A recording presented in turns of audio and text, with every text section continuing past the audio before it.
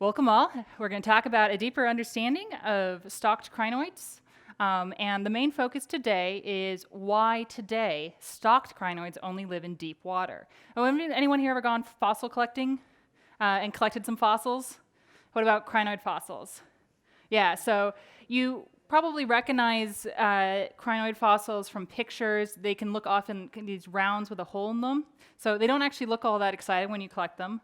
They're known locally actually as Indian beads because you can string them on a necklace. Some other ways you might find them is these same round bits stacked. And then if you're really lucky, you might get one with actually a crown on it. So all of these pieces kind of come together to make what you find in a fossil crinoid. And one of the really cool things about fossil crinoids is you find them around the world and you find them even today. But a lot of people don't know the stalked crinoid still exists, and that's because you need a submarine to get to them, basically. The shallowest you can find a stalked crinoid today in modern times is about 100 meters, so 300 feet. And that's actually off of Japan. That's the only place they're that shallow. Everywhere else, it's more like 500 to 600 feet before you see them. So these are extremely deep animals, and we only rediscovered them in the late 18th century when we were actually dredging in the bottom of the ocean. That's when you take a giant net, you throw it over from the back of the boat, and you pull up whatever you can scrape from the ocean floor. Today we get to use slightly more sophisticated methods, in this case, a submarine with a stick on the front. So for those of you that don't know what crinoids are, they belong to one of my favorite groups of animals on the planet, the Echinodermata. And if you guys ever gone to the beach and you collected a starfish, or you got really unlucky and stepped on a sea urchin, which hopefully no one has done, but can be pretty painful. I found the laser pointer. That's what this group is. But the ones that we look at are these guys. So it's unlikely you've seen one of these in real life, and if you have, congratulations, you're one of a select few. But if anyone here dive, snorkel, been to the Philippines? No, it gets a little bit more complicated, yeah. They're not as common in the Caribbean, although you can see them in the Caribbean, but in the Philippines, it's like every 5 feet you actually get a stockless version of the crinoids, which we'll talk about in a moment. But these guys, the stock crinoids, you're not going to see them unless you go down in the sub or watch a lot of NOAA videos, which I highly recommend if you need some Saturday afternoon watching. They send down a lot of remote operated vehicles. You guys can just watch their stream, and it's mostly a lot of scientists nerding out when they see something cool like a shell. So these stock crinoids, this is actually a stock crinoid known as Cenometra, and I took this photo about 500 feet deep off of Roatan, Honduras. So to give you a sense of scale, this crown is actually about it's about 10 inches across. So they're actually relatively large. And if you guys want to come up afterwards, I have some actually in a jar here. And they do a lot of really cool things, which I would love to discuss with you afterwards, although I'm not going to focus on them today. Because the two I'm going to focus on today are actually this little guy next to it, which is its stockless brethren. And stockless is a bit of a misnomer. This is actually a crinoid that when it was very, very young, looked like this, but super small. It was about this big, it had its tiny stalk, and it had its tiny crown. And then it says, I'm an adult now, I don't need a stalk, and it actually basically self-decapitates and swims off using its arms. So they cut themselves off from the stalk, and those are the ones we still find in the shallow water today. So I'll be talking a lot about those guys. And this is just to show you the fossil record a little bit, because I want to put a shameless plug here. Everyone likes to talk about dinosaurs. You know, dinosaurs super cool. They died out. Crinoids didn't. They've been 450 million years on this planet, and they've done great. Depending on the scientist, even longer, you know, if you want to set where they have their origin are. But they've made it through every mass extinction. So these guys are hardy little folks. And this is what you would see around 300 million years ago if you went snorkeling. You'd actually see tons of these stalked crinoids. They lived in these huge fields. They were a mass population. Today, you can find entire chunks of fossilized limestone that is just full of crinoids. They were a huge component of these early oceans. But that's not what we see today, as anyone, hopefully, who's gone snorkeling, one of our members, can tell you, is we really just don't see these guys. So this has been a huge argument of why this happened. We can see this change actually happen in the fossil record.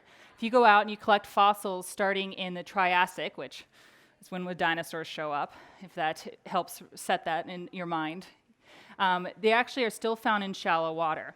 But as we move closer and closer to today, all of these black lines, which represent fossil crinoids, they disappear from shallow water, and we only still find them in deep water. So we know they had this very obvious change in environment, that they went from these shallow waters, you could find them in 20 feet, you could trip on them walking off the beach, to today you have to use a submarine or other deep sea vehicle to get down to them. And that has been a major part of my dissertation, is looking at why this might have happened. Do you guys have any ideas of why you might leave your home, why you might change an environment? Jobs, yes. So not enough resources. So if there aren't enough resources for you for some reason in your environment, you might leave it. Do you guys think deep ocean has less or more resources? Less food. Yeah, less food. So depending on what the resource you're looking for, more space, less food. What other reasons might you change where you are? Predators, yeah, something's after you. We have witness protection programs. Crinoids do not have witness protection programs. But if there's a lot of things eating them in shallow water, they're not going to do so well there, so they might leave. Other reasons that have been considered are environmental. It got too hot for them or it got too cold for them. And that is actually one of the ones that's easy to actually disprove in the long run because of various factors, including that they survived tons of different temperatures. Today, you find them in Antarctica and in the tropics, so they actually do a really good job across those. But as someone said, predators might actually have a serious reason for this. And this is the most popular theory, is the predator theory. And we came to this conclusion because although these stalked crinoids are found in deep water, their stalkless brethren that are found in shallow water are really mobile. They can swim, they can crawl. And the idea is if you're being, if something's coming at you, if you can move to get away, that works really, really well. I mean, that's why you don't stand still when you play tag, right? No? You stand still? I was going to say, there's two options when something's coming after you. You can play it hide and seek style and hide behind that rock, or you can actually try to get away. So this kind of idea that these stockless crinoids were huge swimmers, they could escape predators, really drove this idea that predation is what caused the stalked crinoids, which can't move, into deep water. And this is just a close-up of the stockless crinoid I wanted to show you guys so you could really get a good idea of what they look like compared to the stalked ones.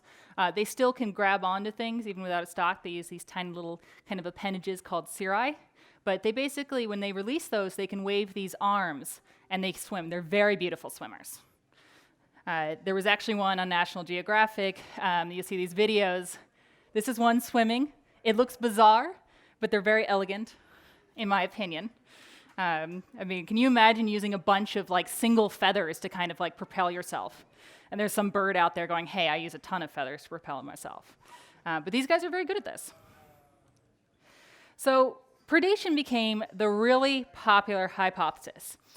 And what exactly was eating them? That came down to fish. This is because at the end of the Mesozoic, when everyone was focusing on the dinosaurs dying out, because that's what you hear about a lot, fish were actually doing pretty well for a while there. They were having all of what we call radiations, meaning that you're going from small numbers of species to many more numbers of species is a way to think about it. So you might go from one thing eating you to 10 things eating you, or maybe even 100 things eating you. So there was this huge explosion in these fish that basically would go, hey, that looks tasty, and eat the crinoids. So this idea basically is we had this disappearance of these crinoids from shallow water. We had these fish that were appearing at the time that were probably eating crinoids. This was a really tasty theory, pardon my pun. So people were really into this. But the question is, can we test that? Can we look at what we have today? And can we actually see if that theory holds up? That hypothesis, sorry.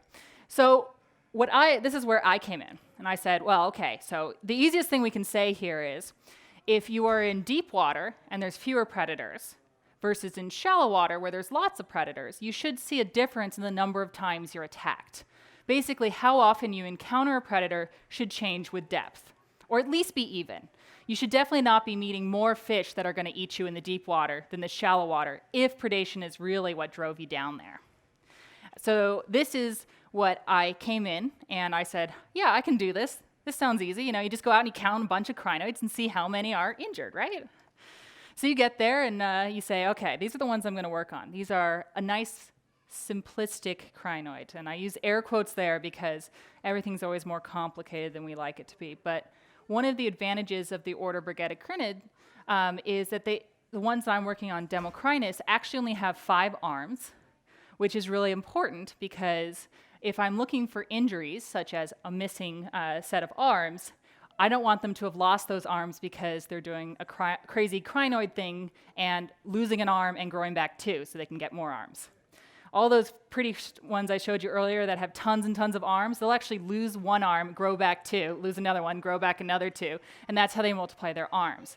So I don't want to mistake anything of those sorts of processes for an injury if that's what I'm looking for. So these guys are really great for it. The other thing that's really important about these guys is they are found off of Roatan, Honduras. This is a little island out there. It's very beautiful. I recommend if you're looking for a snorkel or dive vacation, it's great to go to. They have a great reef protection program.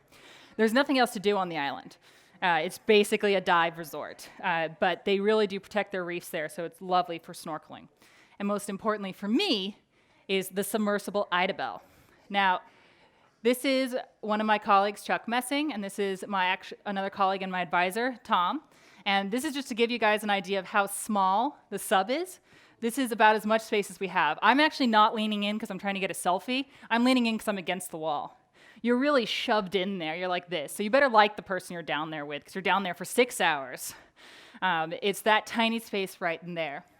And the brilliant mind behind this is a guy named Carl Stanley who said, I really like submarines. I'm going to build one in my backyard, and I'm going to take tourists down. And that's what he did. So this is useful for us because he'll take us down instead of the tourists as well. And he did Roatan, Honduras because they don't have strict regulations the way we do in the United States of how to build a submarine. So, which is not what I told my mom the first time I went down. I said, oh, this is totally cool. She grew into it. I actually took her down on an expedition at one point. So I can say that she was like, well, if you're going to die down there, I might as well die down there. And we went down and counted a bunch of crinoids. And she was like, I guess we didn't die. So it is a kind of a fun thing, but it's a little crazy when you're first going down because it makes a lot of scary noises. And you're like, what's that? What's that? I made a terrible mistake. I should have just been, a flight attendant, much safer. So we go down, and it's a great experience, actually. Like, my first time, I was blown away. Everything got really dark. I panicked because we couldn't see anything, and I was like, we're all going to die. And then you get this bioluminescence starting, and all these tiny squids everywhere. It's like being in warp drive for Star Trek, but it's squid when it hits the glass in front because you're killing them because you're shooting through them actually really fast. So a little morbid, but you still get to see them. Then you hit the ocean floor, and these bright lights he has on the front of the sub come on. And you just see, this is just a small sample of what you see. It's really this massive sand field, and it's just covered in these. It's a meadow of these crinoids, and it's amazing. You're just going over hundreds and hundreds of them, and you look at these guys, and they are about as closely related as a fox is to a wolf, to the crinoids you saw 90 million years ago. So you're seeing an incredibly similar picture to what you would have seen in shallow water 90 million years ago. And for me, as a paleontologist, that's just one of the most exciting things you can ever see. It's like, this is as close as I'll ever get to the past in many respects. And then you get to work and you say, okay, I've got 4 individuals. How many are injured? Any takers? How many injured out of these 4 individuals? 1. Yeah, I see a lot of 1 fingers, this right here. So this is the very complex method I use to count the number of injuries I see. I take the entire number of crinoids I see, and then the entire number of injuries, and I divide them. So 25%. Great, I'm done, right? Where's my PhD? Someone out there is like, well, you said 5 years. You've been here 5 years, so I know you don't have a PhD yet, so there's got to be a problem with this. And there is a couple of problems with this, and not just that you have to watch a lot of these videos over and over again to count. So there's one. Oh, we have to go back and recount because you're trying to do this really fast. It's way denser than I remember. I thought I had the sound off for that. It's mostly just me going, oh my God, in the sub. But this is basically what I do. And then I take these videos and I look at them 100 times. And you're like, okay, well, You got 6 hours of video. You watch that 10 times. You got to be done. So once again, where's your PhD? You say, what's the problem here? Well, the problem is crinoids actually regenerate their injuries. So if I said, hey, tell me how many times you've been injured in your life, what's one way you might tell me? 100? Yeah, why are you 100? Yeah, you're thinking of your memory, right? Like how many you can think of. What's another way? What if you don't remember how many times you've been injured? Would you be able to give me an estimate maybe? Number of scars, yeah. So how many times our bodies actually record our injuries, which is really useful if you want to count them. That's not all injuries, of course, but it does say if a predator is coming along and attacking you, probably every time you get bit by that giant cougar, you're going to have a scar, assuming you survive. So over the course of your life, we can actually count how many times you met that cougar until it bested you. In crinoids, they actually regenerate entirely. You chop an arm off, they regrow it, and you can't even tell anything happened. They're completely invisible when it comes to their injuries. And this leads to a real problem, because I can go and I can count all of these injuries, and I can say, but was this a real estimate? If I'm looking at two populations, and one says 25% injured, and the other is 25% injured, but then I find out one of those populations heals itself in 10 days, the other one takes 10 years, we're actually looking at a very different count. Because every time you go at 10 days, you're seeing 25%. Then you go away, they heal, they're getting injured again almost immediately. So when you come back, it's 25% again. They're meeting predators constantly. Versus if it takes you 10 years to recover from an injury and I come by and I see 25%, that means that over the course of 10 years, only 25% of you are meeting a predator. So these turn out to be very different counts. And so when I want to compare across depths, I have to know how fast they're injured and how quickly they regenerate. So this threw a little bit of a hiccup in, so I had to go back and apply for more funding so I could afford the sub. And I said, okay, here we go. So we have, what we can do? We can say, we can see how long it takes them to regenerate, with the assumption as faster regeneration times with higher number of injuries probably means more frequent, you meet a predator more often. If you regenerate slower, you might see predators less often. So this kind of got us into the idea of we could combine these two things to kind of figure out how often do you meet a predator. And this is basically just saying, you know, how long does it take you to get injured and how long does it take you to hide that injury? So that's one way to look at this. We just say, here's our number of injuries, 1 out of 4. We can figure out how long it takes you to get back to full size. So we could say maybe 3 months. And then we just say what your average arm length is, which turns out if you want to figure out how fast you regrow, you have to know what you regrow to. But all of that can kind of be like smooshed together and you can find a count. So we actually did this with our little beautiful crinoids, and we found they actually wait almost 1,400 days between injuries. And someone's laughing, and I'm assuming they may have looked at my error bar here. But yeah, the 14 also is really big, right? Because I showed you like 1 out of 4 is injured. It seems like a really high number. But then you see how long it actually is between predation counters. Even if you take the error into account, that's still like almost 3 years. And the lower end, 900 days. So these guys wait huge amount of times between encountering predators. And this becomes really important because now we want to say, well, what about these shallow water ones? Do they meet predators on a regular basis? Can we actually see this signal we're looking for? And it turns out we can. So this is my graphic representation.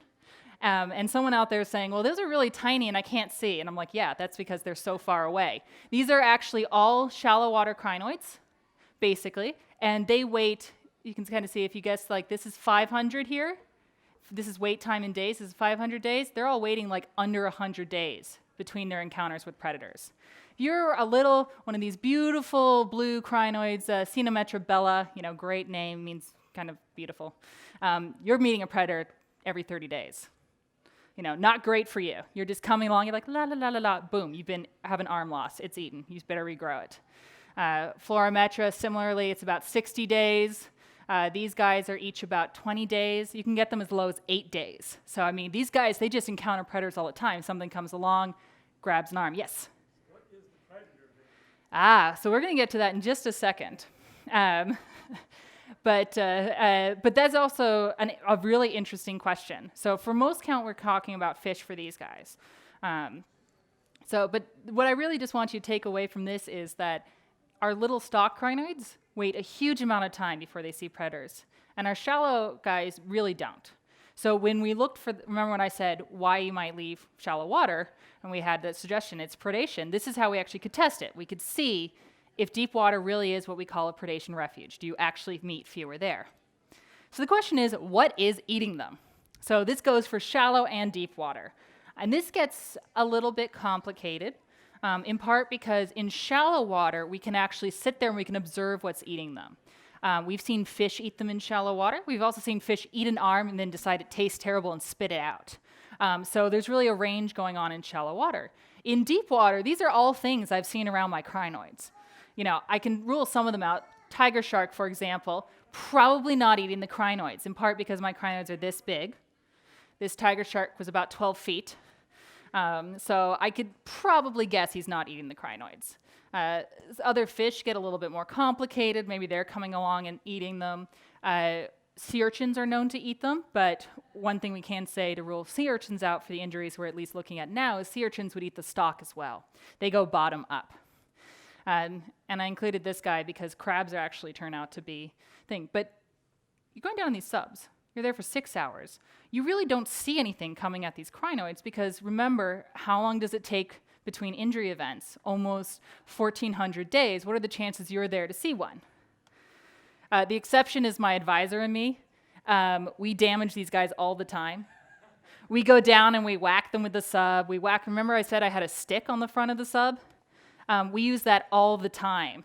We use that stick to kind of like whack these guys and, you know, knock them over, disrupt them. We've definitely run a few over with the sub. We've dropped something on them once. It's rough when we're there. I mean, it's probably 90% of their injuries is right there when we're there. And to give an example of this, this was a day we got excited and we didn't use the stick. We used basically, this is a PVC pipe attached to the front of the sub that hooks up to the engine. And what it lets you do is blow really, really hard on the crinoid or suck the crinoid's crown. So now you stop blowing? And so we're just basically, we're blowing the crinoid till it's almost level with the sand here. You can see it's actually nothing's happening really. Orientation. So turns out the crinoids are really resilient. And we did this a lot. We ran this experiment a lot. We blew on them, we sucked on them, we knocked them with sticks, and they often kept their crowns. And that's important for another reason, because I've been going around and telling you things are eating them, right? And someone out there said, well, how do you know something didn't just come along and whack them with a sub? I say, well, I do know, because I did that many times. And it turns out that doesn't cause them to lose their crowns. They're very resistant to things hitting them. So in the end, we really feel confident in saying it's probably something coming along and actively trying to grab the crown. What exactly it is, we can't say for sure because we've never observed it. I personally am betting on fish or these tiny crabs you might have seen in some of the pictures. Sometimes some of the species of crabs we see might actually be nibbling on the arms. But we're not sure either way. But what I can tell you is crinoids in deep water experience predation on a lower rate than crinoids in shallow water. It takes much longer for them to encounter a predator.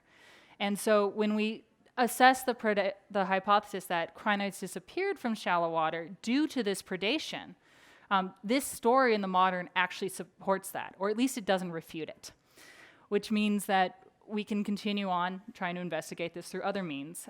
But for now, we can't say that that hypothesis isn't true. Predators might have still driven them into deep water. So I just want to take a moment here to acknowledge anyone who was stuck in a submarine with me for 6 hours. If you think I talk a lot now, I can confirm that at least one of these people said I only talked 90% of the time in the sub. Very good. This includes our pilot. This is a colleague from Germany, Dr. Andreas Koh. She was from Canada, but she just moved to Germany for another job. Dr. Angela Stevenson, and my mom, getting drinks afterwards because we survived the sub. So thank you guys all very much for sitting through this presentation, and I would love to answer questions, as well as have people come up and take a look at some of the fossils and specimens I have up here. Thank you.